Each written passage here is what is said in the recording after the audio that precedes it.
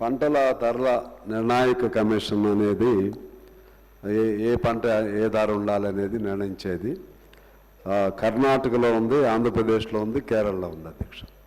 మన రాష్ట్రంలో కూడా ఏర్పాటు చేసి మార్కెట్ సివిల్ సప్లైస్ ద్వారా కొనుగోలు చేస్తే బాగుంటుందనేది అందరి సూచన.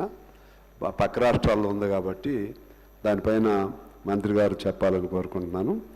ఇంకోటి మార్కెట్ ఇంటర్వెన్షన్ స్కీమ్ అంటే మన మార్కెట్ జోక్యం, ధరలు అటు ఇటు ఉన్నప్పుడు దాన్ని కొంచెం బ్యాలెన్స్ చేయడానికి ఒక నిధి సరే 5,000 కోట్లు అని అడిగినా 1,000-2,000 కోట్లు పెడితే అవసరం అనుకుంటే పంటలు ధరలు లేనప్పుడు ప్రభుత్వం కొని స్టోర్ చేసుకుని ఆ విధంగా దాన్ని బ్యాలెన్స్ చేసేదానికి ఉపయోగం ఉంటుంది. అదేమన్నా ఆలోచన ఉందా?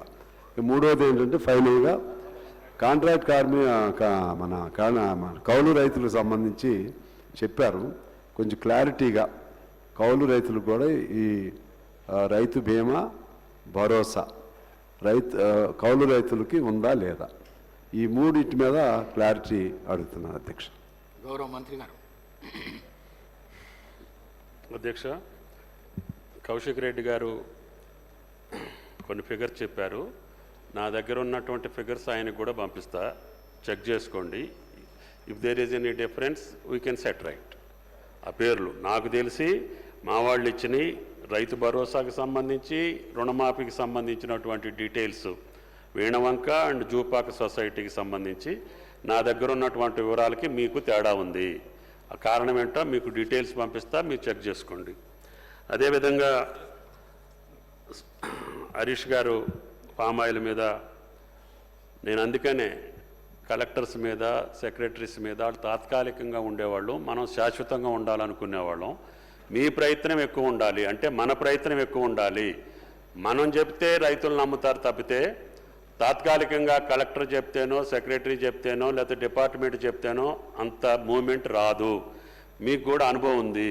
ఎవరైతే ప్రయత్నం చేశారో అక్కడ ప్లాంటేషన్ జరిగింది. తప్పకుండా ఇప్పుడు 20,871 ఉంది కాబట్టి ఈ సంవత్సరం నుంచి మీకు ప్లాంటేషన్ బాగా జరుగుద్ది. రేపటి నుంచే మీరు అందరూ ప్రయత్నం చేయండి. తప్పకుండా ప్రతి సంవత్సరం 2 లక్షల ఎకరాలకు తగ్గకుండా ఈ తెలంగాణలో వస్తుంది. ఈ 4-5 సంవత్సరాల్లోనే 10 లక్షల ఎకరాలకి దాటి వెళ్తామని చెప్పి కూడా గౌరవ సభ్యులందరికీ విజ్ఞప్తి చేస్తున్నాం. సన్ఫ్లవర్కి సంబంధించి ఇప్పటికీ సుమారు 9 కోట్లు పెట్టి కొన్నాం అధ్యక్ష. ఇంకా ఎక్కడున్నా సరే మద్దతు ధరకి చేసి అన్ని పంటలు ఇప్పుడు మహేష్ చెప్పినటువంటి మొక్కజొన్నలు కానీ జొన్నలు కానీ ఇప్పటివరకు ఈ సంవత్సరంలో ఏ పంటను కూడా వదిలిపెట్టలేదు అధ్యక్ష. కేంద్ర ప్రభుత్వం మాకు ఎక్కువ పరిమాణం ఇవ్వకపోయినా 2-3 సార్లు ఆ మంత్రి గారిని విజ్ఞప్తి చేసి ఒకసారి సోయాకి ఇచ్చారు అధ్యక్ష కేంద్ర మంత్రి. ఇంకా మన దగ్గర మిగిలిపోయింది. అయినా సరే మేము కొనుగోలు చేసాం. రాష్ట్ర ప్రభుత్వానికి నష్టం వస్తుందని కూడా తెలుసు. అయినా రైతులను ఆదుకోవాలని చెప్పి ఎంఎస్పీకి తక్కువ ఉన్నటువంటి అప్పుడల్లా కూడా అన్ని పంటల్ని కొనుగోలు చేసినటువంటి సంవత్సరం గత సంవత్సరం అని చెప్పి గౌరవ సభ్యులకి మనం చేస్తున్నాం. ఇప్పుడు పండేటటువంటి అన్ని పంటలను కూడా మద్దతు ధరకు కొనుగోలు చేస్తామని చెప్పి గౌరవ సభ్యులకి మనం చేస్తున్నాం అధ్యక్ష.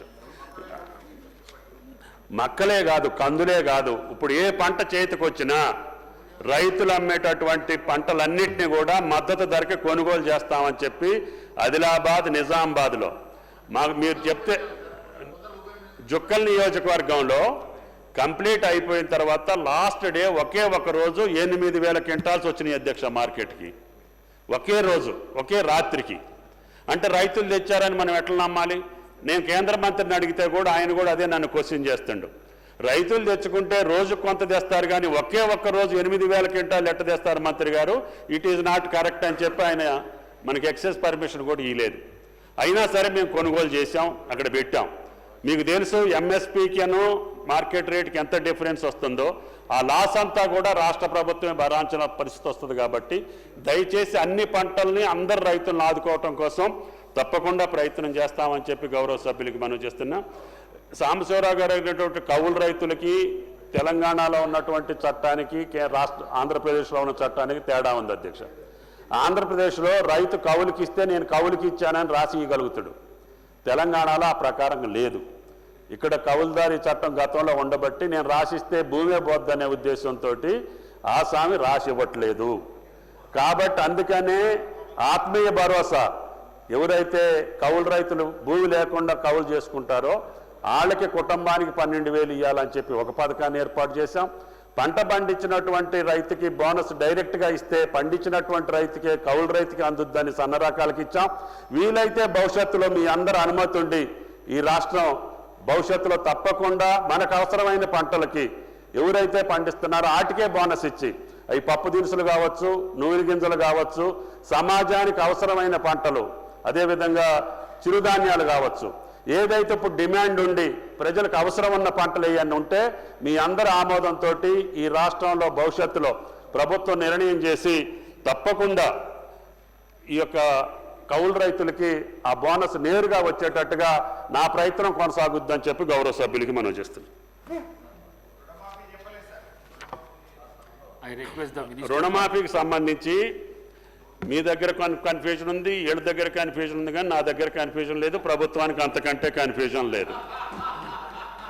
చెప్పదలుచుకుంది ఏంటంటే ఖాతాలు వేరు, కుటుంబాలు వేరు, మీరు అనుకునే వ్యవహారం వేరు, మేము చెప్పే వ్యవహారం వేరు.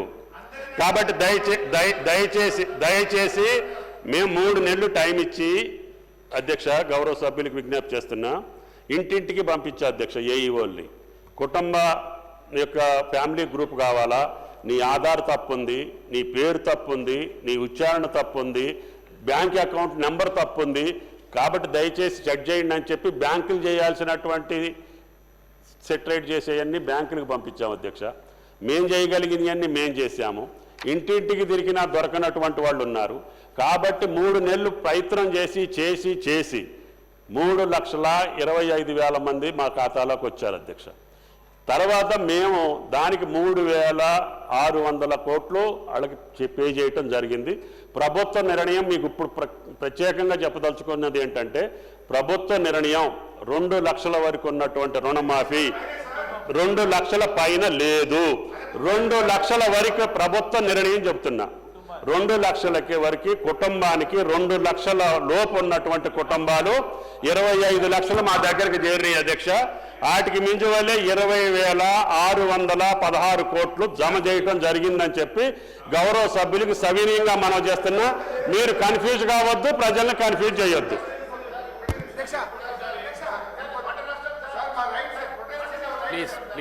అధ్యక్ష పంట నష్టం గత సంవత్సరంలో, మీరు గత 5 సంవత్సరాలు చూడండి, నేను కూడా కొద్ది రోజులు వాళ్ళతో సహవాసం చేసిన మాట వాస్తవం. గత 5-6 సంవత్సరాల్లో పంట నష్టం ఇవ్వలేదు. ఈ సంవత్సరం మాత్రం అన్ని పంటలకి మా దగ్గరకు వచ్చినటువంటి లెక్క ప్రకారం ఇచ్చాను. ఇంకేదన్నా ఉంటే ఇప్పుడు జరిగిన పంటలు కూడా మహేష్ రెడ్డి గారు అడిగినట్టుగా నిన్న మొన్న జరిగినటువంటి నష్టానికి కూడా అసెస్మెంట్ చేయమని అధికారులను ఉదయాన్నే పంపించాము. ఎంత వస్తే అంత 10,000 రూపాయల చొప్పున ఇస్తాం. భవిష్యత్తులో ఇన్సూరెన్స్ క్రియేట్ చేసి హరీష్ గారు చెప్పినట్లుగా భగవంతుడు కనుకరిస్తే ప్రీమియం మొత్తం కూడా ప్రభుత్వమే భరాయించి పంటల బీమాను అమలు చేస్తామని చెప్పి కూడా గౌరవ సభ్యులకి మనం చేస్తాం.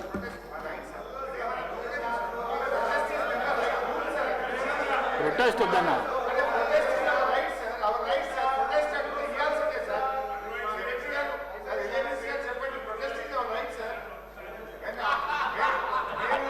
I request the Minister for Transport and BC Welfare on behalf of the Chief Minister to give reply.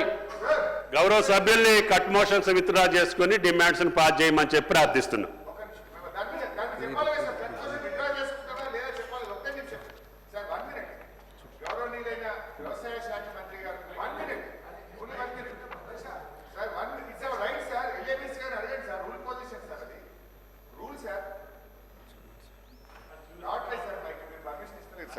So గౌరవనీయులైన వ్యవసాయ శాఖ మంత్రి గారు 2 లక్షల పైన రైతు రుణమాఫీ చేయము అని మరి ఈరోజు మాట తప్పారు అధ్యక్ష. ముఖ్యమంత్రి గారేమో అధ్యక్ష ప్రభుత్వ నిర్ణయం కుటుంబానికి 2 లక్షల వరకు రుణమాఫీ మాట నిలబెట్టుకొని 2 లక్షల లోపు ఉన్నటువంటి రైతులకు చేయటం జరిగింది.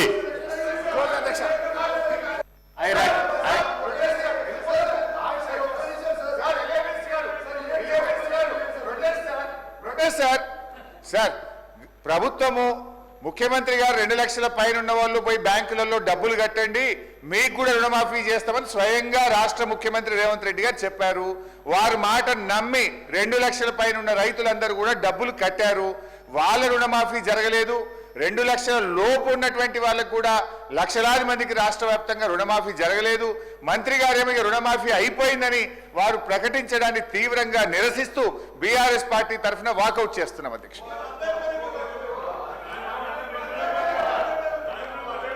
I